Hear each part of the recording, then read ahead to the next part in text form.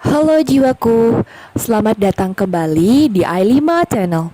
Menjadi lebih berpengetahuan bersama i5 Channel. Pada video kali ini, kita akan membahas mengenai salah satu indikator penting dalam analisa kelayakan ekonomi panas bumi, yaitu NPV. Dan kita juga akan membahas mengapa NPV dibutuhkan. Video ini dapat kamu jadikan sebagai media jika ingin belajar ekonomi panas bumi secara singkat dan juga mudah dipahami. Yuk, langsung aja kita mulai. Ketika menjalankan suatu proyek pengembangan panas bumi, tentunya diperlukan pengetahuan untuk memutuskan apakah investasi yang direncanakan prospek untuk dikembangkan atau tidak. Apalagi ketika terjadinya inflasi, hal ini akan berdampak besar pada nilai mata uang yang digunakan. Sebenarnya apa sih NPV?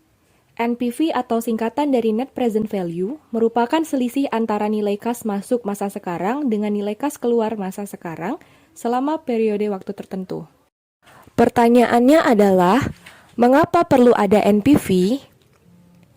Berdasarkan kondisi nilai uang yang bersifat fluktuatif dan juga tidak bisa diprediksikan di masa mendatang apakah akan mengalami kenaikan atau penurunan, sehingga dengan memahami NPV, itu akan menjadi suatu tolak ukur untuk melihat apakah investasi pada proyek yang dilakukan mempunyai nilai potensial yang menguntungkan atau malah akan merugikan bagi pengembangan panas bumi.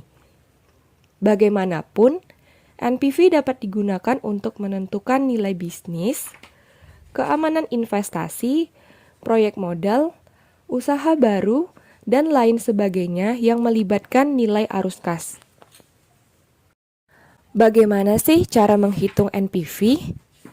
NPV bisa dihitung dengan persamaan berikut ini, yaitu dengan menjumlahkan seluruh nilai cash flow saat ini dan juga cash flow di masa mendatang masing-masing tahun, kemudian dibagi dengan 1 tambah I pangkat N, di mana I di sini merupakan nilai discount rate yang telah ditetapkan dan N sebagai tahun dihitungnya cash flow yang bersangkutan. Hasil NPV seperti apa sih yang diharapkan? NPV dapat bernilai 0, negatif, dan positif. Nilai NPV 0 menandakan nilai uang masuk saat ini dan uang keluar seimbang dan tidak berdampak pada perusahaan. Jika NPV bernilai negatif, maka investasi sebaiknya tidak dilakukan karena akan mengakibatkan kerugian bagi perusahaan. Hasil NPV yang diharapkan yaitu ketika NPV bernilai positif. Hal ini berarti investasi yang dilakukan akan memberikan keuntungan bagi perusahaan. Cara sederhana dapat kita contohkan pada sebuah studi kasus, yaitu ketika kamu mempunyai uang sebesar Rp9.600.000, kemudian kamu disuruh memilih untuk melakukan investasi pada kasus pertama atau kasus kedua, di mana kasus pertama, suatu usaha makanan ringan akan menghasilkan pendapatan sebesar Rp10 juta dengan diskon rate sebesar 5% dalam 1 tahun. Kasus kedua, jika menyimpan uang tersebut di bank, maka akan mendapat bunga sebesar 5% setiap tahunnya. Kira-kira investasi manakah yang lebih menguntungkanmu? Mari kita lihat jawabannya.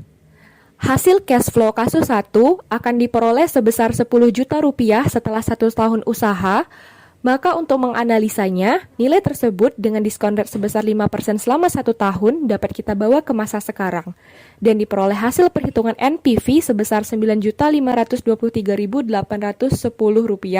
Sedangkan NPV pada kasus kedua sebesar Rp9.600.000, di mana nilai NPV 1 lebih kecil daripada nilai NPV kedua. Maka, pilihan investasi di bank akan menjadi pilihan yang lebih baik. Bagaimana sahabat jiwa?